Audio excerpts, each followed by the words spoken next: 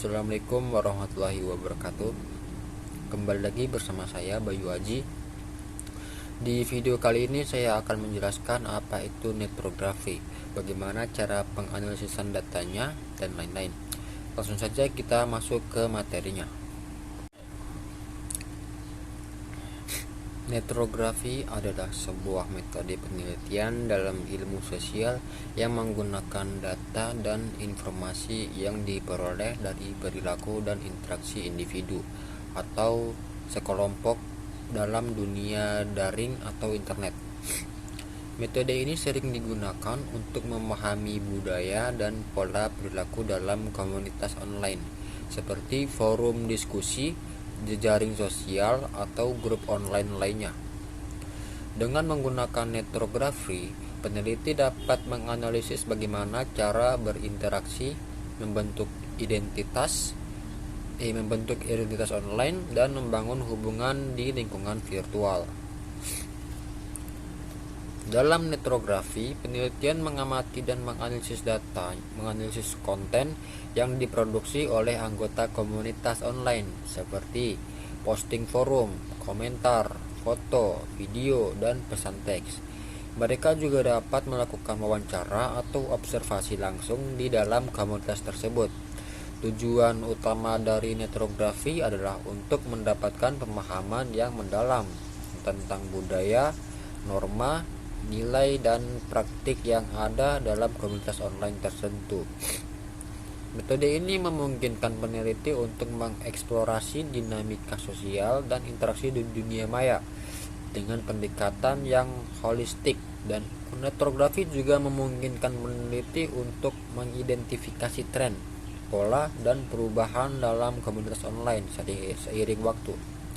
Dengan memahami struktur dan dinamika komunitas tersebut, netrografi dapat memberikan wawasan yang berharga bagi berbagai bidang, termasuk ilmu sosial, pemasaran, antropologi, dan studi budaya.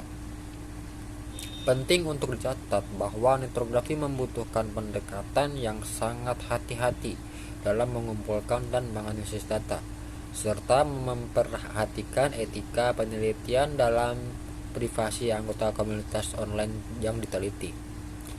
Proses analisis data dalam netrografi melibatkan beberapa langkah penting. Berikut ini adalah beberapa rangkumannya.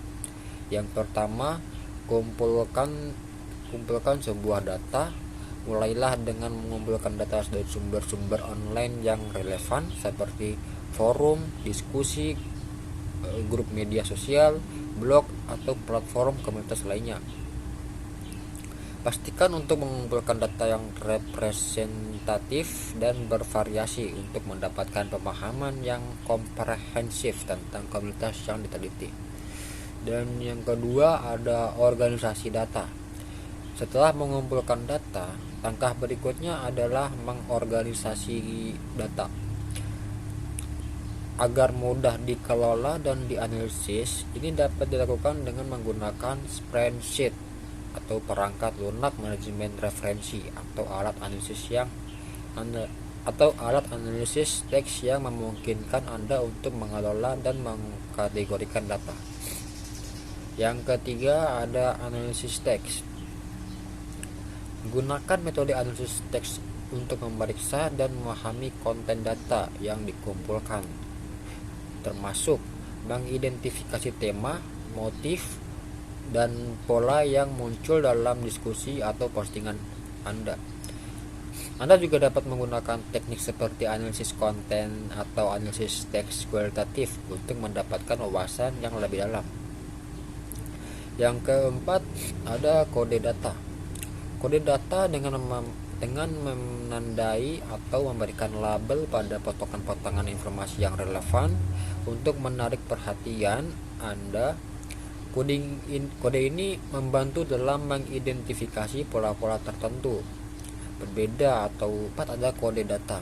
Kode data dengan menandai atau memberikan label pada potongan-potongan informasi yang relevan atau menarik perhatian Anda.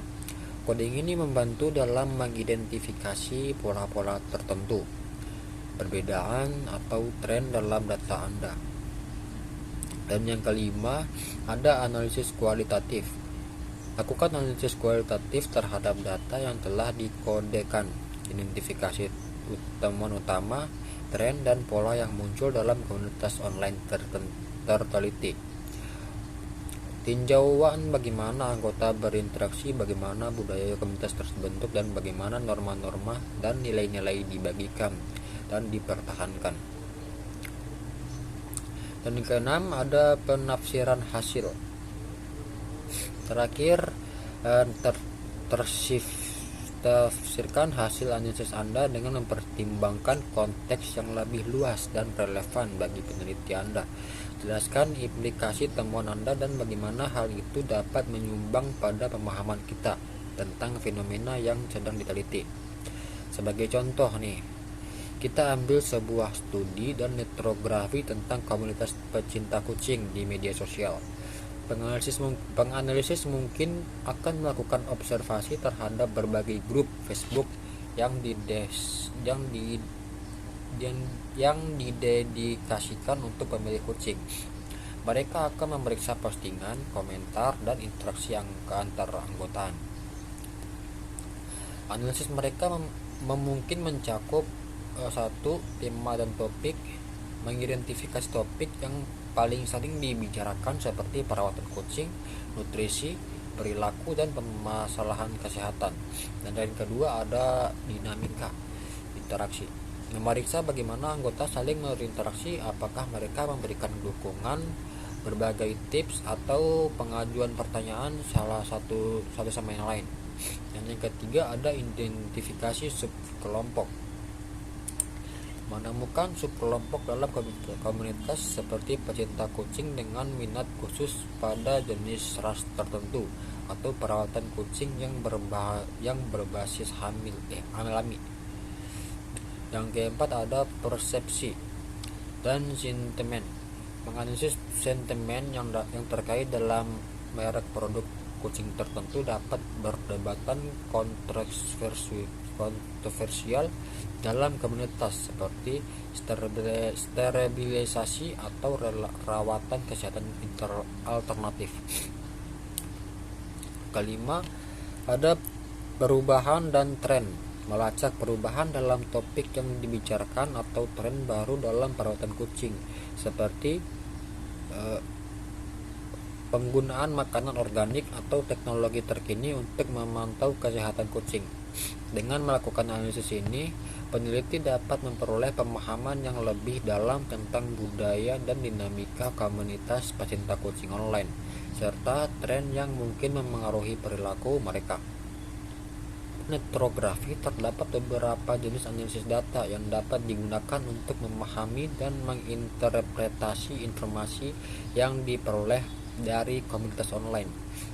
Beberapa di antaranya meliputi yang pertama, ada analisis konten, melibatkan pengidentifikasian, klasifikasi, dan interpretasi isi teks atau konten yang dikumpulkan dari sumber-sumber online seperti forum, blog, atau media sosial.